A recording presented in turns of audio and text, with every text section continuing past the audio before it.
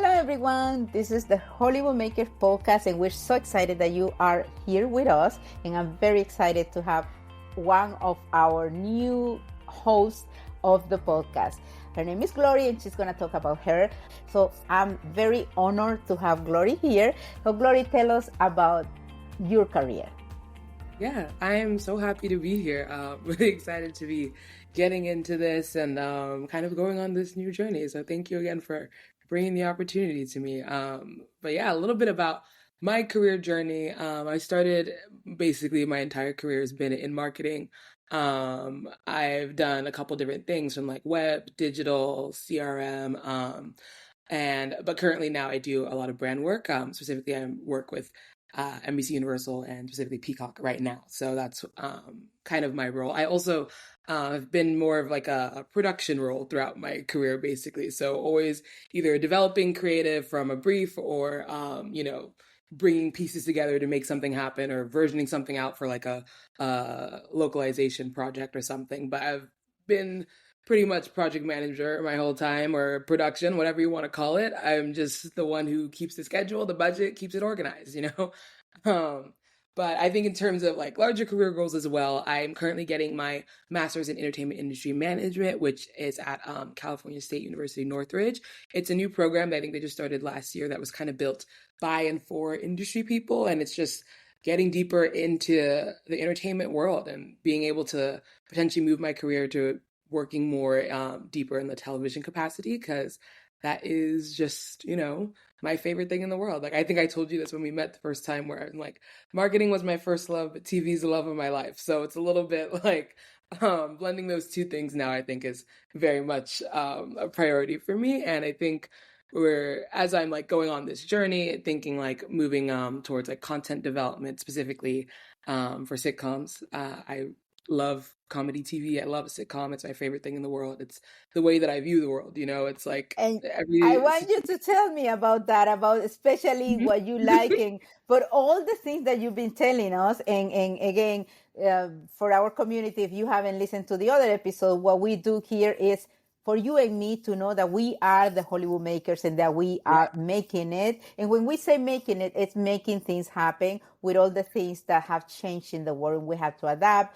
We have to do things. So as you can see, we're different generations. We're from different origins and everything. And we here just love to create and to support each other. One of the things that I identified with Glori was precisely, like you say, I work in production, because that's what we do. We work in management, in making. I always explain the production thing like a big puzzle, and that we had to put all the pieces together and make those things happen, right? And I said, this is one person that I really want for you guys, and she's one of the ones who you're going to be listening often here, because she's one of our hosts now in the Hollywood Makers. And now let's talk about that area. You said that you like the sitcoms, the comedies. Tell us more about that. Well, I mean, like I said, like sitcoms, comedy TV, I think is just my favorite thing. I think the kind of person I am, I'm always joking. I never take anything too seriously. It's a way of like viewing the world too, right? Where it's like, the sitcom is about taking what's happening in the world and just finding the humor, the comedy, the beauty in it, the like lightheartedness in it. Even if like very dramatic things are happening, very big things are happening, it's still like, there's still some humor to be made. There's still a positive side. There's still something good to be gained from that. So I think it just really resonates with me in that way. But yeah, I think it's something that we see less and less of them these days. Like it's definitely, I think, been a bit of a downward trend in terms of what the studios and what people are making. But I think it's something that we should get back to. I'm like, I think especially in the state of the world, the way it is right now, with things being uncertain, people not having the space to really enjoy stuff in the same way. I think having a sitcom that's just easy to watch, that feels comforting, that can make you laugh, even though, life is happening. I think it's super important and valuable for people. So I hope to see a lot more of that happening. And I'm so glad that you're going to bring people in all these areas, by the way, executives and people creating and doing all these things, not just obviously in the comedy and the sitcom area, but in like I said, in the media and entertainment industry. Tell me what do you think is happening with this evolution that we've always talked about the media and entertainment industry. Because I am going to just refer, we always give the news, the latest news, but also, it was the pandemic and the strikes and then the wildfires in LA. The AI obviously is changing things really, really rapidly. And it's people, humans, the ones that we have to act and create and adapt. But tell me, what do you think? Yeah. I think it's interesting the state that we're in right now because it's like so many of those consecutive things just kind of happen back to back to back, right?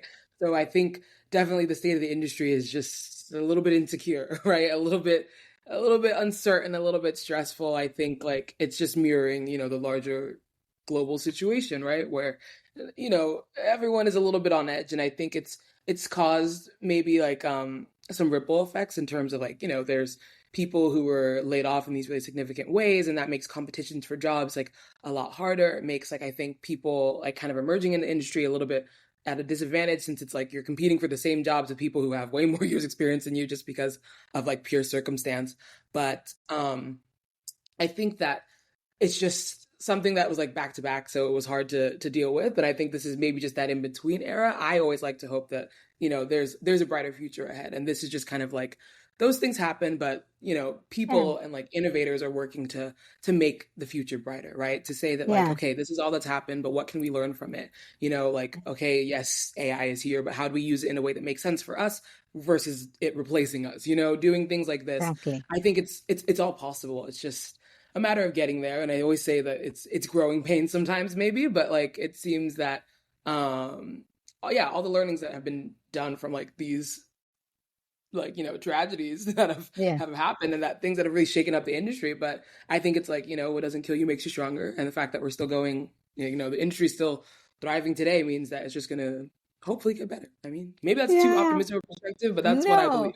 I don't think so. I'm an optimistic person. And see, I hope that you guys that are listening to this and watching this know why Glori is one of our hosts now. Thank you. Thank you for that optimism. And not just that, again, it's like you said, I believe life happens.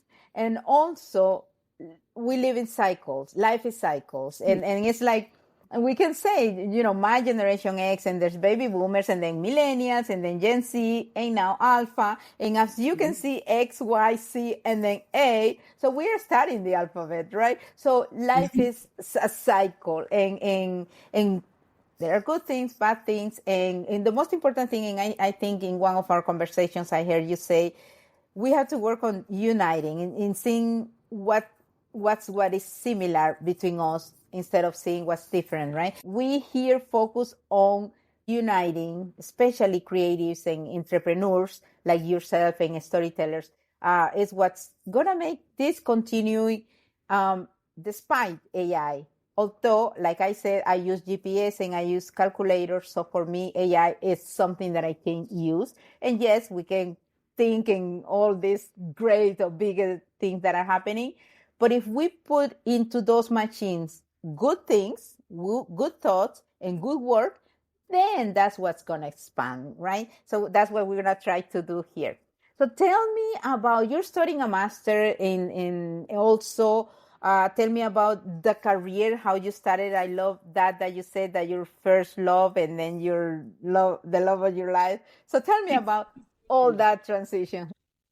Yeah, I mean, yeah, it's such a dramatic way of putting it, but I mean, it's how it is. I I love think it. I started in marketing because when I started like, in college, I was actually pre-med. So I was like, okay, let me do that because they're like, you're a smart kid, so they're like, just go be a doctor, I have Nigerian parents, so that's the top of their mind was like, go be a doctor. And I was like, okay, I don't really know what I'd want to do, so why not? But then I think in exploring, I was like, I have a more creative side to me that I don't think I would want to just like suppress fully. You can't really get too creative in medicine. I don't think that should be something you do. No. So it was kind of like thinking like what career paths can I do that kind of can blend like analytical with like creative. And then that's literally what marketing is for me, right? And so it's like something that spoke to me so well. I think it became like a thing where I like to think I'm very good at it, like it just really like resonates with me as a person. But then when it comes to marketing, right? It's like you can market anything, right? You can market like basically anything in the world. And then so you have to think a little bit deeper about what else are you really passionate about? And then, you know, that's where you start thinking self-reflection. And that's where it's like, oh, for me, it's always been TV. It's always been sitcoms. And so it was like, now that's what I do, is kind of the intersection of like that entertainment marketing, right? And being able to do that. But I think it's like moving forward, I mean, marketing will always be a part of the puzzle, right? It's always a part of the picture. But I think Of course. moving into the place where I'd be able to be on a path to one day, like, you know, decide what TV gets made and how, like, you know, what stories we're going to tell, and being able to, you know, be that person and hold like that space for people, you know, multicultural people, not just people like who look like me and who have experiences related to me, but also experiences that I just haven't seen before, right? And being able to highlight those and like carve out the space for them, I think is the larger goal.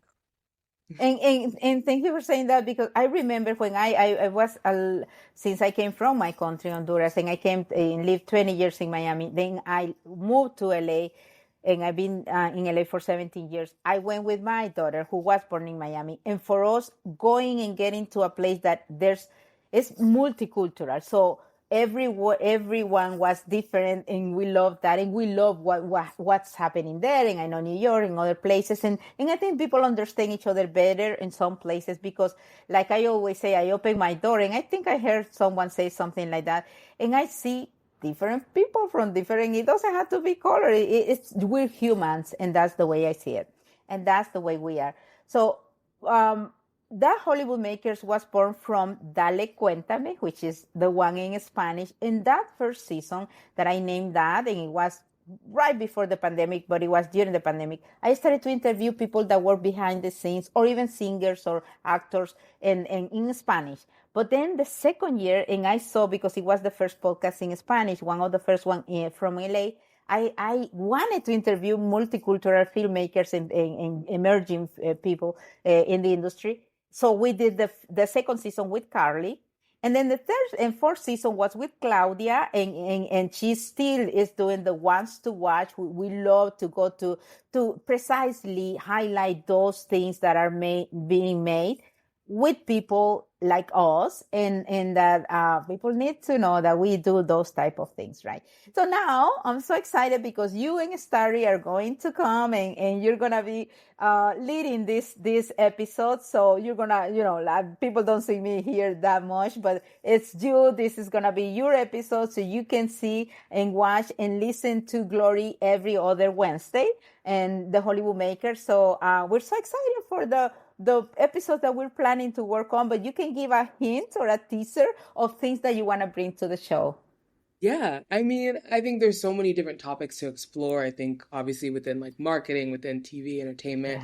Definitely, like I mentioned, I think sitcoms is a passion of mine. So I'm sure that's always going to be something that I come back to, and wanting to talk about, like, you know, what's the current state of comedy TV? You know, why are these on the decline? How do we kind of bring them back? What are the things that make them like so special? What makes them successful? You know, being able to do those kind of things, I think is really important. Also, again, thinking of my background in marketing, being able to understand like the industry now and how things get started, and how, you know, these days things really do start on like online, social media, and like, you know, those places. And then how does that translate though to long form content, and being able to kind of see what those different gaps are, and how, you know, the industry is evolving to like kind of merge into kind of one thing almost, right? I also just think like you mentioned, overall, like multiculturalism, and making the space for like unique stories, and being able to have like other voices be heard. Because I think something that, again, super is important to me about sitcoms is that they really can show like a diverse range of stories, but have like the same system. So it's like, it could be, you know, the story of a Black woman, but it's not just like looking at her trauma. It's looking at her joy and her happiness, and her calm times, her busy times, like, you know, and being able to really just humanize her as a person, right? And being like, she's not defined by one thing, but showing her as a person, and bridging the gap of like, yeah, we have more similarities than we do differences, and being able to, you know, always be able to create the kind of space to have those stories where we're really focusing on people as individuals and what makes them, so that you can see more of yourself in them, versus just like, you know, as a broad concept. So I think in terms of what I would want to be talking about, it's probably going to be around those areas. And that's what else comes to mind. So great. And again, you're going to see, and we're going to explore different things. And I just wanted to mention, and we may cover it, you may want to do this type of episodes too, because I like for us to analyze these new vertical productions and who are focusing on micro dramas. Yeah. And all this, even, and if you, our community has heard about the suits that are against China and different things that are happening because of these micro dramas that for me is like novelas in, in Spanish. And I remember I was talking with, I don't know if it was a client or a mentee, but it was a young person. It was a month ago. Oh, I know who. And she told me, I don't like, and she's very young, I don't like that. I want to watch sitcoms and I want to watch bad series in Netflix the weekend, but I don't want to watch in my phone dramas. And for me, it was like, oh, I thought every young person is watching micro dramas. I'm like, I also am like... Yeah. And when I saw that they look like novelas, it's like, no. But anyway, so we're going to be talking about this because this is creative development. This is development in production. And this is what Glori and I, and also Starry, who you're going to meet, guys, in the next episode, we're going to be talking about that because we're passionate about that. We are women here, multicultural women in the Hollywood Makers. Claudia, of course, is going to continue with her episodes. So, Glori, say something at the end of the show. You know that you're having your first guests in your next episode, but something that you want to say to the community today. Yeah, I just want to say thank you for being a part of the community, right? And being able to create a space where this kind of opportunity could come to me, and being able to let me also have a voice out here, I think it's important. You can't do that without, a community. Obviously, like you, Rossy, have done so much, but also I think people just tuning in, listening, and creating the space for, us all to be supportive of each other. And I think, like, you said this to me once, where you're like, we're a team, and being able to feel like you're not alone in the industry, when I think it can feel really like that sometimes, right? Where you're like, I'm an island, I just have to make it on my own. But feeling like there is a place where, you have other people to rely on and that we can all grow together. I think that's super important for me, and I'm super grateful to have that. So I'm excited to, be on this journey and excited to see how I can grow, what I'll learn. Thank you. Thank you. And I know we selected, and I'm so happy about the selection of our new two hosts. And I really appreciate, and guys, you're going to be so happy. This is the end of this episode where I wanted to introduce Glori, and let's just wait for the new episodes. Thank you so much, Glori. Remember that you can subscribe Spotify, Apple, iHeartRadio, and also YouTube. That's a new channel, and where we're going to have the video podcast. We usually continue the audio podcast in the podcast platform, but right now we're going to go back to the video interviews so you can see Glori and her guests and Starry and her guests. So please subscribe. So this is the Hollywood Makers. Until next time.